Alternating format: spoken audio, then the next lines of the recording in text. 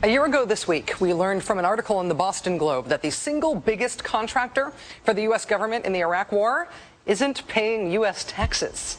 The company is called KBR. They used to be part of Halliburton. And while Vice President Dick Cheney was the head of Halliburton, they finished moving their operations officially to the Cayman Islands, known for its stingrays, its red-footed boobies, and its facilitation of the anti-patriotic impulses of American companies who want to avoid paying Medicare and Social Security taxes by pretending like they operate out of a post office box in the notorious tax shelter that is the Cayman Islands.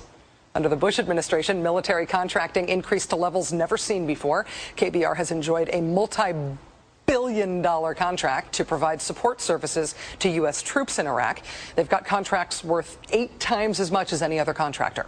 And the problem is not just that it is short-sighted and dangerous for the U.S. military to give up the logistical capacity to sustain itself, so it needs private companies to go to war or to stay there from now on. It's not just that KBR headquartered itself in the Cayman Islands to avoid paying U.S. taxes.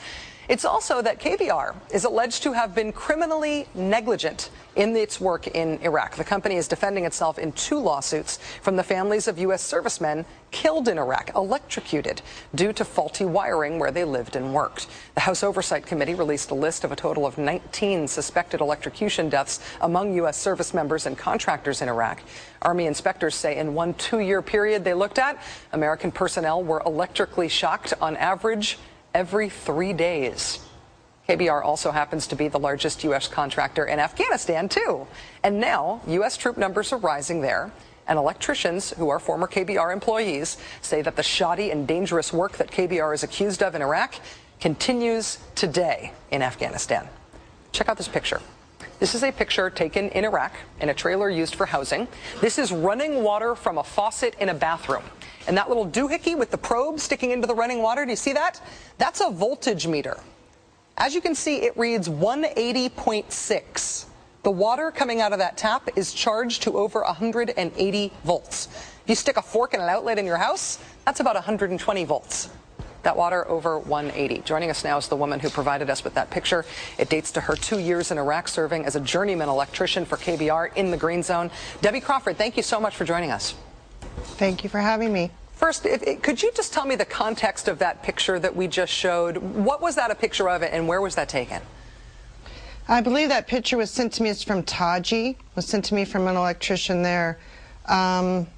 He was basically they had gotten some complaints of the occupant of that building being shocked in her bathroom, and the electrician showed up and started doing some checking and checking voltage measurements, and that water was reading 180 volts to ground. I know that you are an experienced electrician. You've worked all over the world. Is that kind of error, that kind of electrical error, easy to make? Is that commonly made, or is that something that you would only do if you really had no idea what you were doing? Clearly, that's an error. Yeah, no, you don't do that. I haven't seen that anywhere but in Iraq. When you were working in Iraq, did you ever hear about people being electrically shocked in their showers or in their living quarters at their workplace? Yeah, there was quite a few complaints about soldiers or civilians, other subcontractors being shocked in their trailer units, yes.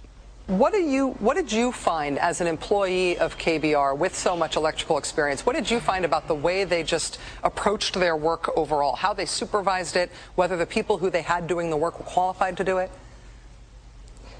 Not everyone, no. KBR does have some very qualified people working for them in their crafts and, other departments, but the majority of the work is done actually by third country nationals or Philippine, Bosnian, Iraqis, and they may be very good electricians in their own country, but they are not up to the standard of the American licensed electrician. Was it at least? Sorry, go ahead. The American electricians, for the most part, supervise third country national workers. In terms of supervision for electrical work, was everybody who was working as a foreman or as an electrical supervisor qualified to do that work? No, they weren't. My foreman was not even an electrician, my supervisor. And would he weigh in? I'm assuming it was a he. Would he weigh in on how electrical work should be done, even though he wasn't qualified to know how to do it? Yes, him and I exchanged words on several occasions about how work was to be done in accordance with the National Electrical Code, and safety was also a big issue with me. When you spoke up, when you had those words with your supervisor, did you feel like the company was willing to hear your complaints, willing to make improvements? No, they were not. It was very much, you know, if you don't like it, you can go home. You're in Iraq. It's a war zone. OSHA doesn't apply here. If you don't like it now, you should have been here a year ago. It was worse. So it was a put up or shut up. And if people who pushed the issue and made a lot of noise were threatened to be transferred to other more hostile work environments where combat was a little bit more active, or they were sent home.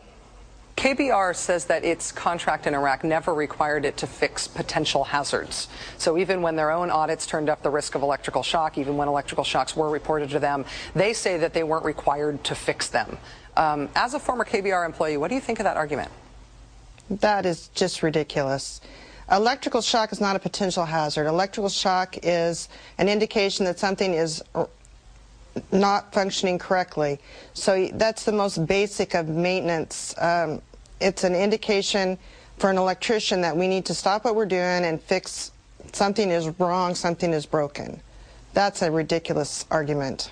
Debbie, one of the reasons that I wanted to speak with you today is because we're starting to hear from other KBR whistleblowers that KBR is repeating its dangerous electrical work in Afghanistan. We've still got well over 100,000 troops in Iraq. We're upscaling the numbers in Afghanistan. Have you seen anything? Are you in touch with anybody else through the company, your former employees, anybody else that would make you think that the company is systematically getting better about this?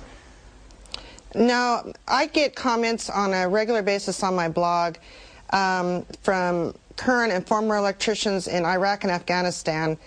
Some things are getting better. The licensing requirements for electricians have become more stringent, but KBR is still not stepping up. They're only doing what needs to be done. And when push comes to shove, a lot of times, you know, they'd rather just sign up on the paperwork than actually do the work correctly. Former KBR employee, journeyman electrician Debbie Crawford, thank you for telling your story publicly. Thanks for testifying to Congress, and thanks for taking time tonight to be with us. Appreciate it. Thanks for having me.